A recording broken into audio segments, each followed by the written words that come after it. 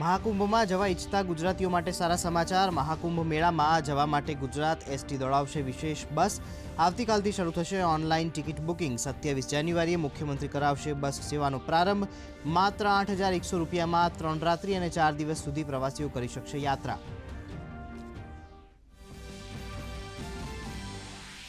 ખંભાતમાં Sokhda જીઆઈડીસીની green life કંપનીમાંથી Gujarat ATS ઝડપ્યું 107 કરોડનું drugs.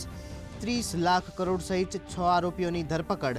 ગૃહ રાજ્યમંત્રી હર્ષ સંઘવીએ એટીએસને આપ્યા અભિનંદન।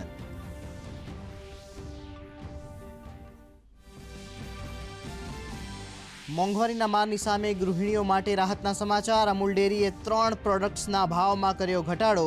અમૂલ ગોલ્ડ તાજા અને ટી સ્પેશિયલના 1 લીટરના પાઉચ પર ₹1નો કરાયો ઘટાડો।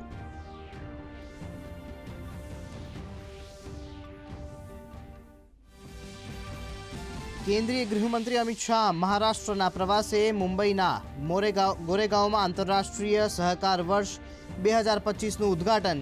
કહ્યું, ભારતનું આયોજન વિશ્વ માટે બનશે મિસાલરૂપ। તો નાસિકમાં પણ સહકારિતા સંમેલનનું ઉદ્ઘાટન।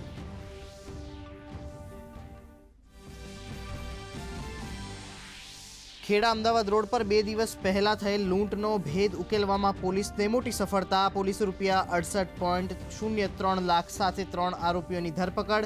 હજી એક મહિલા સહિત 5 આરોપીઓ પોલીસ કરી રહી છે શોધખોળ।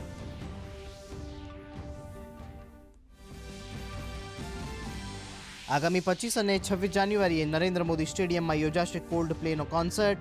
લોકોની સુવિધા અને સુરક્ષા માટે પોલીસ વિભાગનો એક્શન પ્લાન તૈયાર। દેશ વિદેશના લાખો ચાહકો કોન્સર્ટનો લહાવો લેવા આતુર।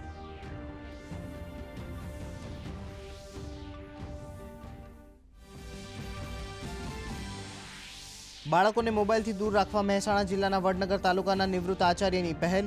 છનાજી ઠાકોરે બાળકોને રમવા ખેતરને બનાવ્યું રમતનું મેદાન। બાળકોને ટ્રેક સૂટ, શૂઝ અને નાસ્તો પણ અપાય છે ફ્રી।